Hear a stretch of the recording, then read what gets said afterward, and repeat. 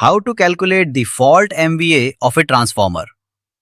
When the secondary of a transformer becomes short-circuited and the transformer is connected to the source with rated primary voltage, that means the primary winding is connected across the primary voltage source, then the transformer will absorb a huge current from the source, and that current will be limited only by the internal impedance of the transformer. The internal impedance of the transformer is so determined, or the transformer is so designed, that the short circuit current flowing through the transformer windings during short circuit condition will not raise the operating temperature of the winding beyond its specified temporary high temperature limit. In other words, the maximum current or MVA that the transformer can deliver during the fault condition is called the fault MVA of the transformer. Suppose the secondary winding of the transformer is solidly short circuited. Under this condition, if we apply the rated voltage across the primary winding, the current taken by the transformer from the source depends only on the internal impedance of the transformer. So, it is equal to the applied voltage, that is, the rated primary voltage Vp, divided by the impedance of the transformer. Obviously, this impedance is referred to the primary side of the transformer, because we are concentrating our discussion on the primary side of the transformer for the time being. The same thing is also applicable to the secondary side. However, for the sake of understanding, we will refer only to the primary side of the transformer during our entire discussion. Therefore, we can write that the short circuit current of the transformer taken from the source is IFC equals Vp over Zp. Say this is equation 1. Here, Zp is the impedance of the transformer referred to the primary side, obviously for that case only. Under this condition, the total megavolt amperes taken during the fault is Vp times IFC. This represents the apparent power drawn by the transformer during the fault. Obviously, this is the fault MVA of the transformer taken from the source during the dead short circuit condition of the secondary winding. Now, for calculating the fault MVA, we require the percentage impedance of the transformer. So let us now concentrate our discussion on percentage impedance and how we calculate it. Let us now apply a gradually increasing voltage to the primary winding, keeping the secondary winding short-circuited. At a certain applied voltage, we will see that the rated secondary current starts flowing through the short-circuited path. Obviously, under this condition, the primary takes the rated primary current from the source. So it is needless to say that the applied voltage in that case will be much smaller than the rated primary voltage of the transformer. But in that case also, the impedance of the transformer referred to the primary side will be the same, and it can be represented as Zp equals Vsc over Ip, where Vsc is the applied primary voltage due to which we get the rated primary current during the short circuit condition of the secondary, and the voltage required to establish the rated primary current in the transformer while keeping the secondary short circuited is called the short circuit voltage. Obviously, when the rated primary current flows through the primary winding, the secondary current will flow through the secondary winding and the short circuit path. So the same definition can be applied to the secondary side also.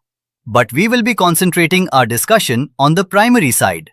If we express this voltage as a percentage of the rated primary voltage, we can refer to it as the per unit impedance of the transformer.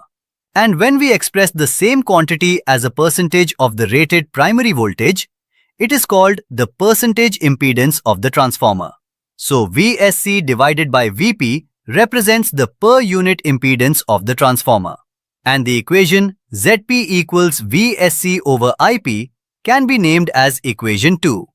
So now we will calculate the fault MVA of the transformer. From relationships 1 and 2, we can write ISC equals Vp over Zp, which implies ISC equals Vp over Vsc over Ip. Because from equation 2, we get Zp equals Vsc over Ip. So ultimately we can write ISC equals Vp times Ip over Vsc. If we multiply primary voltage to both sides of the equation, we will get Vp times ISC equals Vp times Ip over Vsc, or Vp times ISC times 10 to the minus 6 megavolt amperes equals Vp times IP over Vsc times 10 to the minus 6 megavolt amperes. We have multiplied 10 to the minus 6 to both sides of the equation to obtain the megavolt ampere rating. This shows that the product of primary voltage and fault current represents the fault megavolt amperes of the transformer. Therefore, we can write fault megavolt amperes equals Vp times Isc times 10 to the minus 6 power, and this will be equal to Vp times Ip times 10 to the minus 6 power divided by Vsc over Vp. Here we know that Vsc over Vp represents the ratio of the short circuit voltage to the rated voltage, and this ratio is nothing but the per unit impedance of the transformer. Therefore, we can write fault MVA equals rated MVA divided by per unit impedance. Thus, the fault MVA of the transformer is equal to the rated MVA divided by the per unit impedance of the transformer.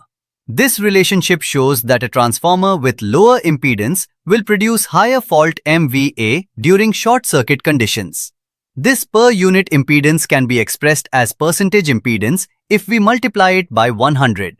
Therefore, percentage impedance equals per unit impedance times 100. Now we can ultimately write the fault megavolt amperes in terms of percentage impedance. We know that percentage impedance equals per unit impedance times 100. Using this relation, we can write fault MVA equals rated MVA divided by per unit impedance. Since per unit impedance equals percentage impedance over 100, we obtain fault MVA equals rated MVA over open parenthesis percentage impedance over 100 close parenthesis.